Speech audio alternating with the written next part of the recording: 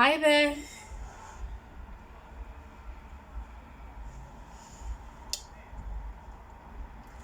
Hi there. Welcome back to my channel. I'm Doris Ojage and I'm a sonographer living in Wembley. I make videos around sonography and practicing in the UK. That's where the channel is at right now. So I recently moved to the UK as a sonographer and I just want to share my experience, how I got my job, and how life is here in Wembley and being a sonographer here and the possibilities that you can also explore and grow your profession as a sonographer and practice in the UK. That's good. Alright, let's get into it. On today's video, I want to share with you here a little bit of history, like how I got in the sonography profession and where I am right now, like take you through my career and things like that. So, 1 minute.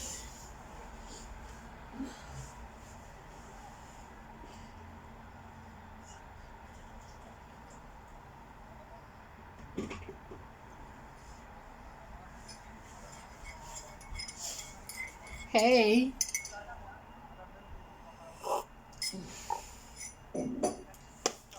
So it's let's go back to the fact that I have a degree in what was that thing called? Hmm, that degree. No, I've really not used that my degree, but it's really helped me like build a good foundation for my sonography profession that I've pursued. You know, I have a degree in biochemistry. That's a major in biochemistry, and I also did a minor in medical laboratory technology at the University of Boya.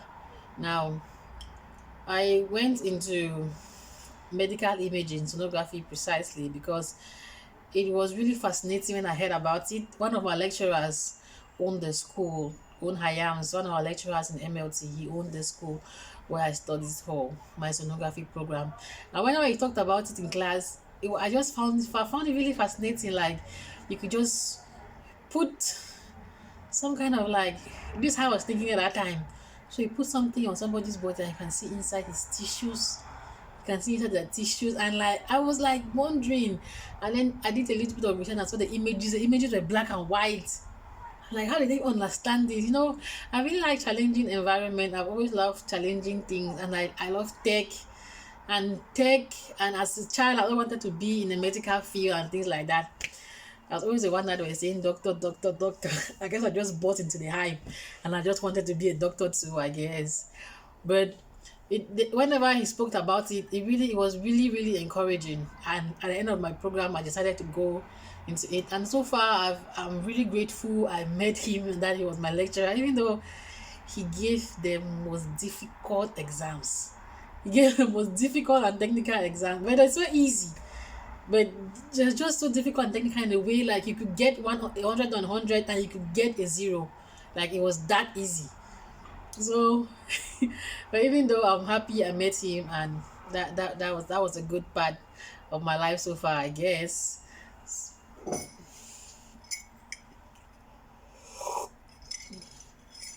I'm really sorry. Oh my tea, I need to keep hydrated. It's like yesterday I forgot to turn up my heater when I came back home, and I got to bed. So I got up with a cold. I don't know. I don't really know what happened. It's like I don't even know why I turned it down. I turned it down when I left home. So when I came in, I forgot to turn it up so that it's a little bit hot and normal. So I got up with a cold this morning, like really cold. I had to get up around 4 when I realized. Then I turned up the heater. So sorry that I'll keep drinking whatever is in that cup. So that was it so far. Sorry for the outside. I After that I went to the school, and luckily for me, I got an entrance scholarship where I got a job as a teaching assistant in school. So I had a part-time job in school, which helped me pay my fees during the period, because we're a private school and it's really expensive. It was really expensive at the time. So that was how I got into sonography, because of I'm curious and everything, and the curiosity did not really stop, and the study program really, it like lived up to its name and everything. It was really, really very interesting. You had to learn about so many pathologies.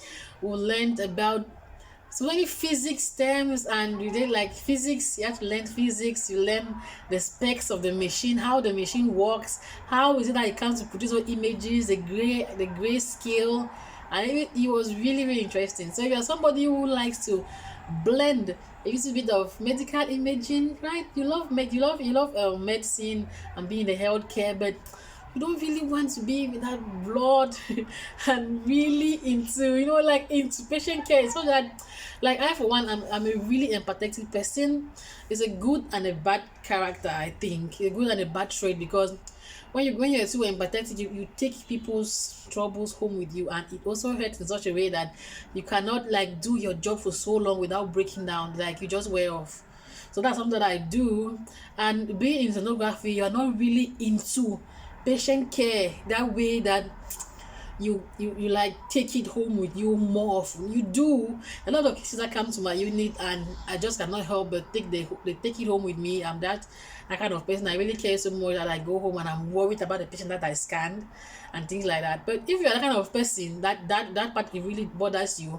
And I'm also that kind of person who love to be in tech and everything, and it is really good, because medical imaging it like brings technology and medicine and care and healthcare together. Is really good. You come to the offices, they are really nice. The best are MRI offices. They're always white and clean and well air conditioned.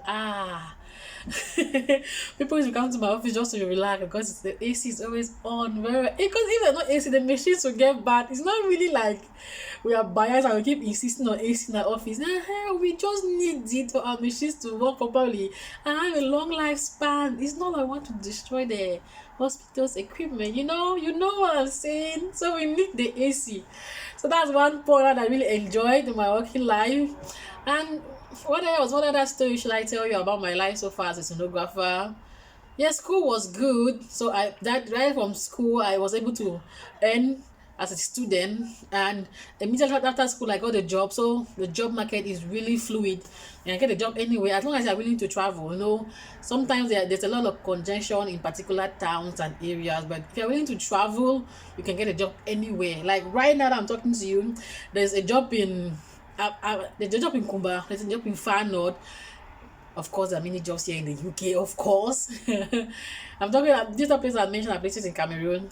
There's a job in Limbe, there's a job in Kribi, there's a job being advertised right now in Bafusam in the west. Another region in the west, I've forgotten the name, something Fanchuak or something. So there are always sonography jobs if you are willing to move, right? And there are a lot of jobs. The jobs they are really nice. Let's go to the working life, and I'll talk a little bit of a con here. The working life, you get to work a lot of calls, like especially if you are alone in your unit.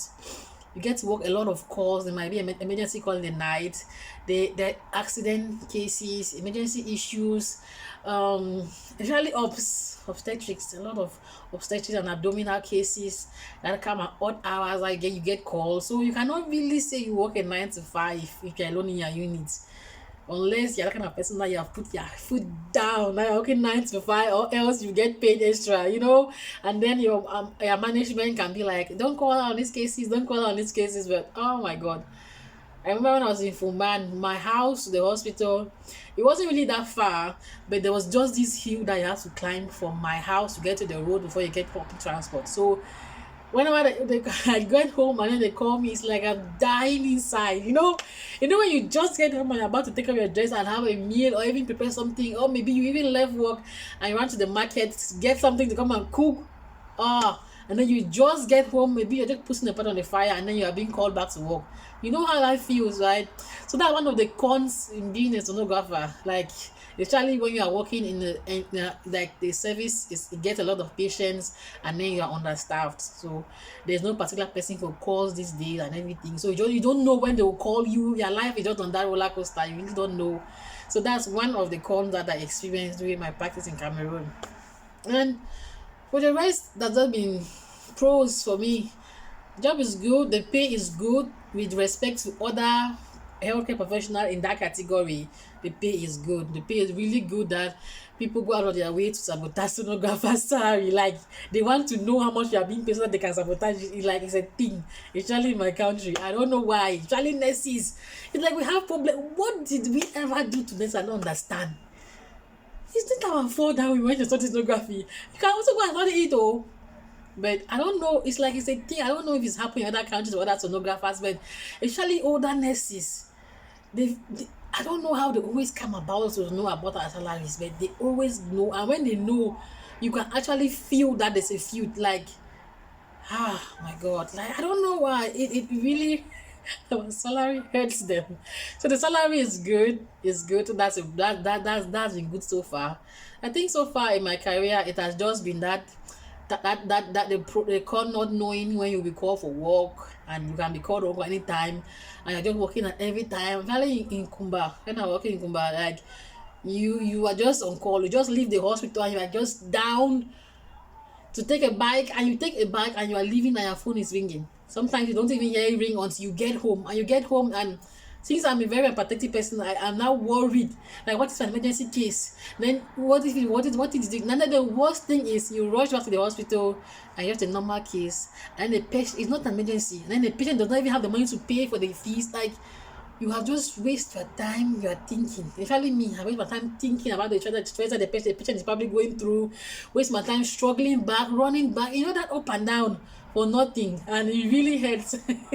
And sometimes you have an important case and you now begin to tally, meanwhile you are near urgently. So those total things really disturb me as a person, as an individual, and sometimes I feel like I'm not doing my work well because of it disturbs a lot. So that just one of it. But I think those are things have been managed well by administration, if you have proper staffing and proper timetables and things like that. So I think that is it so far. If you have any question concerning, you want to know more about being a sonographer and work life and school life, just leave a comment down below and I'll get back to you. And please, oh God, I keep forgetting to tell you people to subscribe to the channel to help me grow and meet other people's needs. My God, please subscribe. Thank you. And we can chit chat again about it again later. Just leave a question down there and I'll make a video about it. All right, thank you. Let me get